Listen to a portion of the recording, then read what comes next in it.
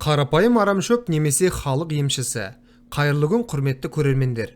Бүгін біз сіздерге кәдімгі ащы жусанның пайдасы мен зияны туралы бәрін айтып беретін боламыз. Және өсімдіктің қандай ерекшеліктері бар екендігін талдап кетеміз. Ал бейненің соңында біз сіздермен халықтық емдік рецепттермен де бөлісе кетеміз. Сондықтан жусан туралы барлық маңызды ақпаратты жіберіп алмау үшін роликті соңына дейін қараңыздар. Егер бейне сізге пайдалы болса, лайк қойып, қоңырауды басып, барлық хабарландыруды таңдай кетіңіздер.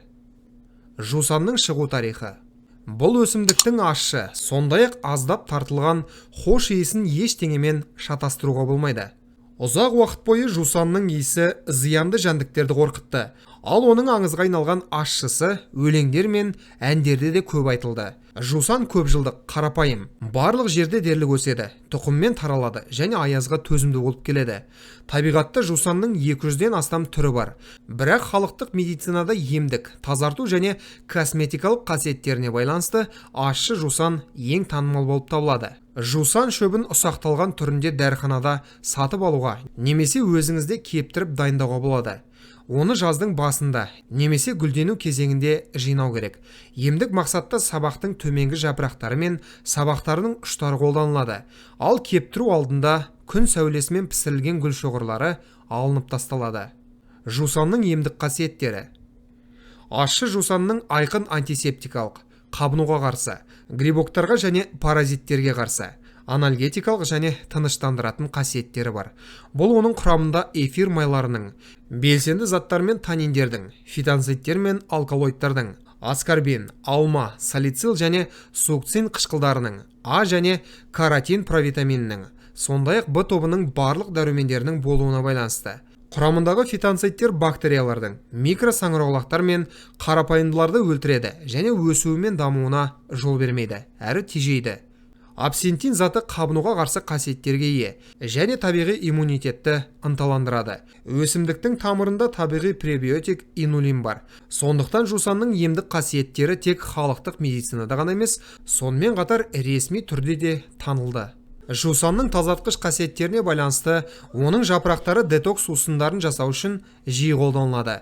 Шөп шынымен ащы, бірақ дәл осы ащысы оның ағзаға тигізетін пайдасын анықтайды. Сонымен қатар жусанның жапырақтары мен гүлдерінде мырыш, селен, кальций, магний және молибден сияқты маңызды микроэлементтер, сондай-ақ сирек кездесетін германия атты элементі де бар.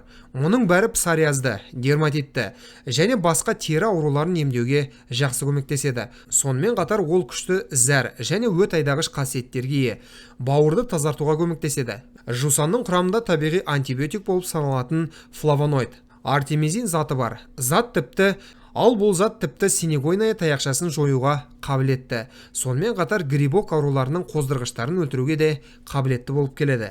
Сондай-ақ органикалық қышқылдар ми жасушаларының жасаруына ықпал етеді.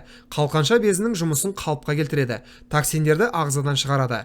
Жараларды емдейтін күшті қасиетке ие. Ал ащы гликозидтер организмдегі барлық паразиттерді жояды.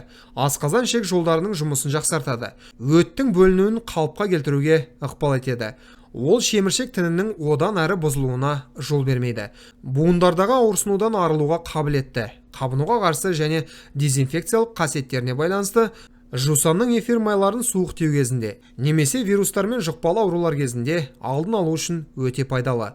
Жусанға негізделген өнімдер тұрақты етеккір циклін орнатуға көмектеседі. Етеккір кезінде ауырсыну мен құрысуды жеңілдетеді. Менопауза мен ПМС белгілерін жеңілдетеді. Дәстүрлі медицинадағы рецепттер. Бірінші, паразиттерді жою үшін. Бірінші, емдік клизманың рецептісі.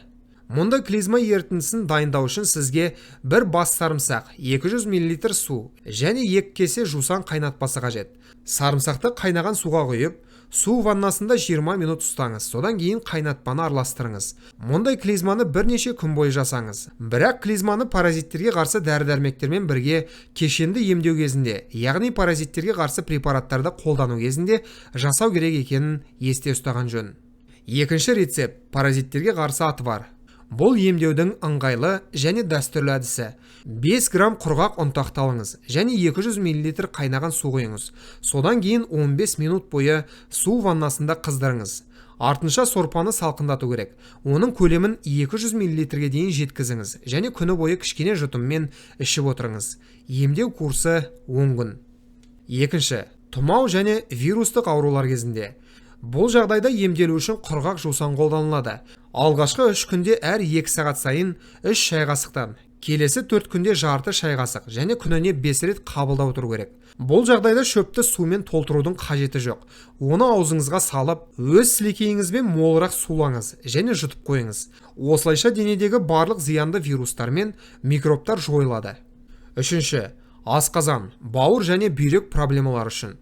10 грамм жусанға 200 мл қайнаған су қойып, су ваннасында 20 минут ұстаңыз. Содан кейін сүзгіден өткізіңіз. Тамақтанудан 30 минут бұрын күніне 3 рет, ширек стаканнан ішіп отыру керек. Төртінші, туберкулез кезінде. Жусан тамырын 1 стакан ақ шараппен құйыңыз. Қараңғы жерде 1 күн бойы тұндырыңыз. Содан кейін сүзгіден өткізіп, аш қарынға жарты стаканнан ішіп отырыңыз. Бесінші, подагра және буын ревматизмі үшін. 1 шелек суға 1 килограмм ащы жусан шөптерін салыңыз. Бәрін 10-15 минут қайнатыңыз. Тұнбаны жылы күйінде ваннаға құйыңыз, ал судың температурасы 36-37 градус Цельсия болу керек. Мұндай ваннаны қабылдаудың ұзақтығы 15-20 минутты құрайды. Алтыншы, бас ауруы кезінде. Жусан тұнбасының 3 тамшысын 4-тен 1 стакан суға сұйылтыңыз. Майлықты осы ерітіндімен сулаңыз және оны маңдаймен бастың артқы жағына басып қойыңыз. Осылайша 15 минуттан кейін ауырсыну басыла бастайды. Егер әсері болмаса, немесе жеткіліксіз болса, компрессті тағы бір рет жасауға болады. Жетінші, ұйқысыздық кезінде. 1 стакан қайнаған суға 1 ас қасық құрғақ жусан шөптерін салыңыз. Баяу отта 5 минут қайнатыңыз және 1 сағат тұндырыңыз. Ағызып сүлгіні тұнбаға батырыңыз. Сығыңыз және ұйықтар алдында басты орап жатыңыз. Сегізінші, семіздіктен арылу үшін. Ащы жусанның қайнатпасы артық салмақтан тиімді арылуға көмектеседі. Ол үшін 1,5 шай қасық құрғақ жусан шөптерін 1 стакан қайнаған суға қойып, содан кейін салқындатып сүзіп алу керек. Дайын өнімді күніне 3 рет, тамақтанудан 15 минут бұрын 1 ас қасықтан қабылдап отыру керек. Сонымен қатар майлы, тәтті, ащы және өте жоғары калориялы тағамдарды шектеу керек.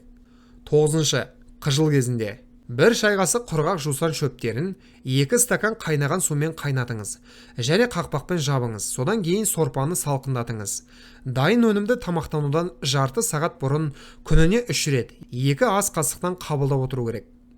10-шы, цистит кезінде. 1 уыс шөпті 2 стакан ыстық сүтпен қақпағын жауып жылығанша дейін тұндыру керек.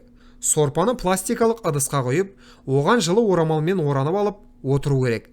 Ал сүтті сумен алмастыруға болады. Бірақ онда емдеу тиімділігі төмендейді. Ащы жусанның зияны мен қарсы көрсетілімдері. Ащы жусан улы дәрілік өсімдіктер қатарына жатады және бірқатар елеулі қарсы көрсеткіштерге ие. Ал оның дозасын қатаң сақтауды қажет етеді. Өсімдікте галлюциноген болып табылатын және жоғары дозада галлюцинация тудыруы мүмкін туйон сияқты қауіпті заты бар. Ащы жусанды жүктілік, лактация, энтероколит, қан кету, анемия, асқазан қышқылының төмендеуі және осы өсімдікке аллергия кезінде мүлдем қолдануға болмайды. Жалпы дозадан асып кетпеңіз және жусанды 2 аптадан артық немесе ең көбі 1 айдан артық қолдануға болмайды.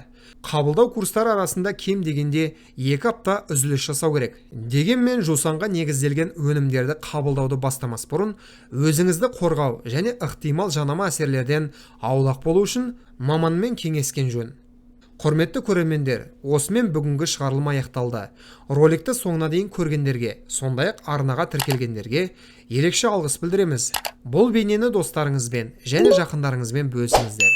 Әрқашан ең пайдалы нәрселерден хабардар болу үшін арнамыздан алыстамаңыздар. Келесі кездескенше аман, сау болыңыздар.